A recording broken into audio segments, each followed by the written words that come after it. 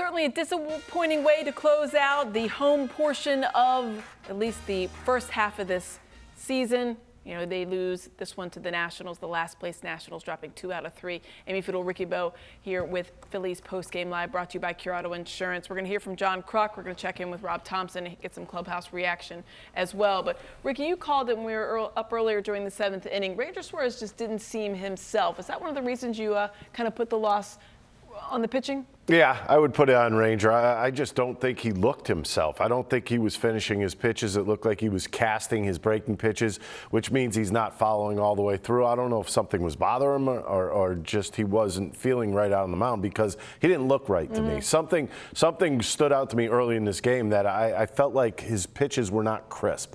I thought he was kind of almost letting off of pitches more than powering them through the zone. I think he's one of those guys that is usually up-tempo on top of it. I thought his tempo was a lot slower than you normally see him.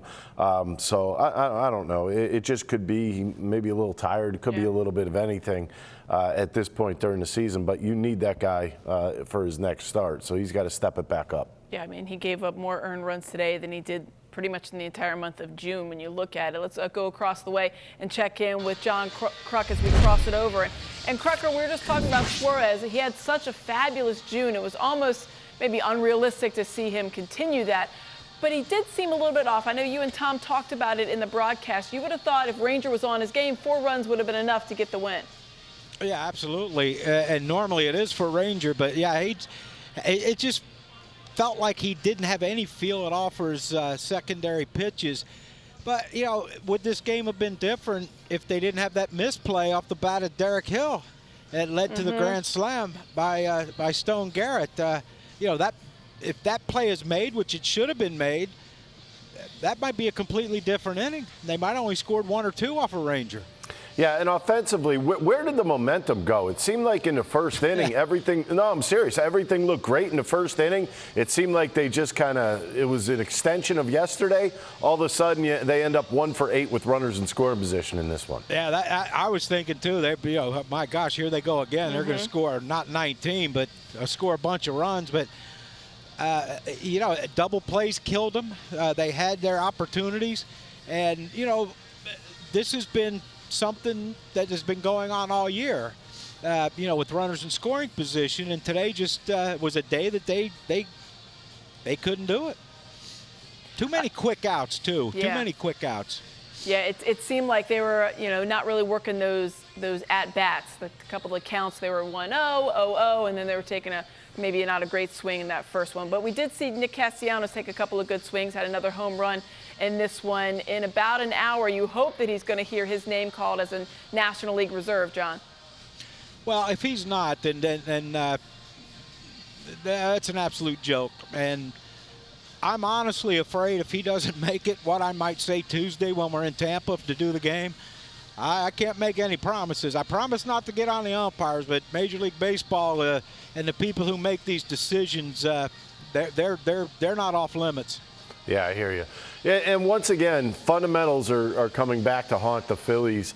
What do you think is going on in the outfield? Because there's been way too many problems in the outfield between left field and even, I mean, Brandon Marsh, this is not his first time this year either. No, it's very concerning. And look, you know, Brandon Marsh is the captain of the outfield, the center fielder. If the center fielder calls it, you get it. You don't give in to the left fielder or the right fielder. If you can catch it, catch it. There's a reason why there's a left fielder, there's a reason why there's a right fielder, and there's a reason why the center fielder should be your best outfielder, because they're supposed to be able to go both ways and catch the ball. I mean, I think it's just a communication thing. I know Rob Thompson and Paco were talking to both Schwarber and Marsh after that inning, but, you know, hindsight's 20/20, man. It was too late. Yeah, it was one of those kind of just, you could tell they really mismatched or crossed up or miscommunication. Not really sure on that one, but as you mentioned it, Krucker, it really cost them because it only been maybe 1 or 2 instead of that grand slam, and they were unable to get back over on this one. Unfortunately, they dropped the series to the Nationals. What did you make a Ranger today? The stuff was down quick.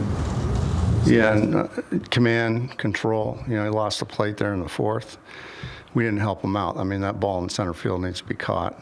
Marshy, and I talked to Marshy, and he needs to take control of that, take charge. He's the captain of the outfield. Go get it.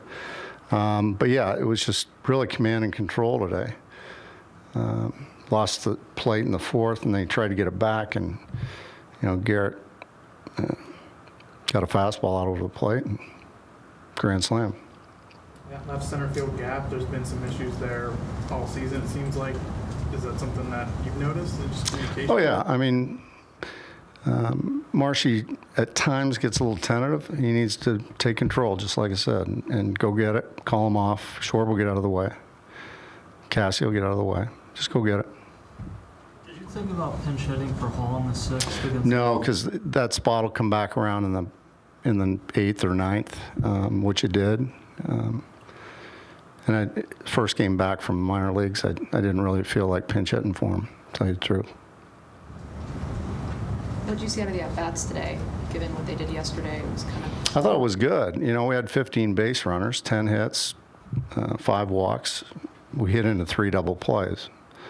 So those, kill a rally pretty quick. But I thought the at-bats were okay.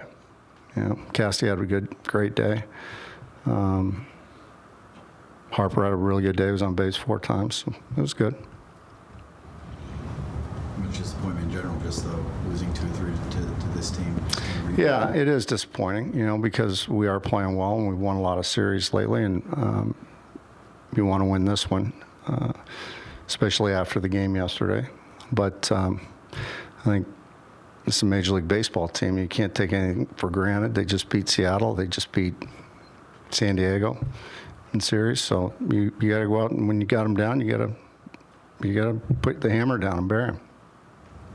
You've got 2 difficult series coming up away from home. What do you want to take away from this challenge in the next 6 days? Well, I want to win both series, that's for sure.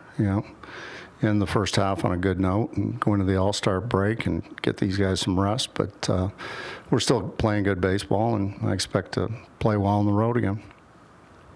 Right out of the jump, you heard Topper asked about Ranger Suarez, command control, obviously not be able to repeat his mechanics and some consistency issues.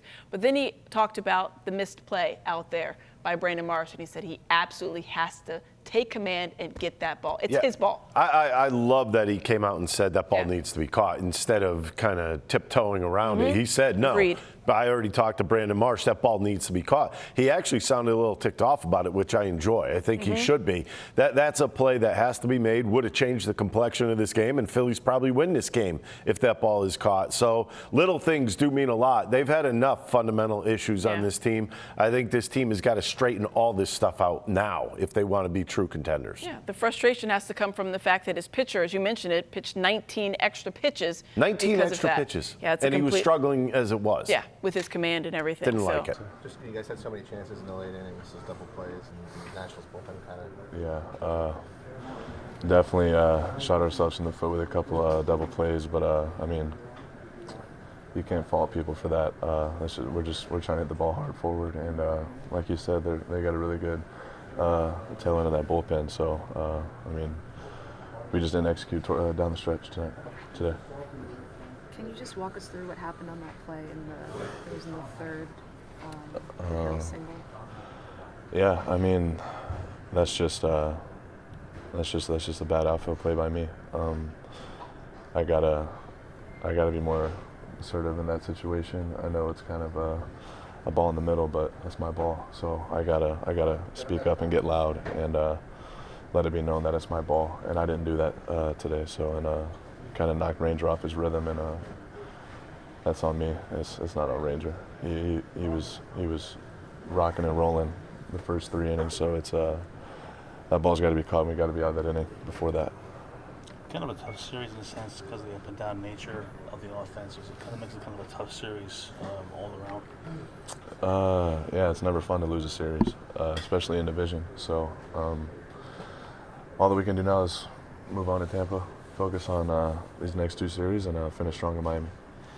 This is 1 week before the All-Star break. What do you want to try and see this team not so much focus on, but just see in terms of consistency and improvement in terms of this final week before the break? I say just on pitching, I mean, the arms have been phenomenal. Starting pitching, bullpen, up and down the whole way. So they've been fantastic. We just maybe just more consistent with the bats, and just making the routine plays, and we'll be all right. Rob talks about you being the kind of captain of the outfield. Is that a new title when you're a young guy and you've got two veterans on the outside? What's the dynamic like of speaking up and maybe talking over a guy like Schwarber on a play like that or something?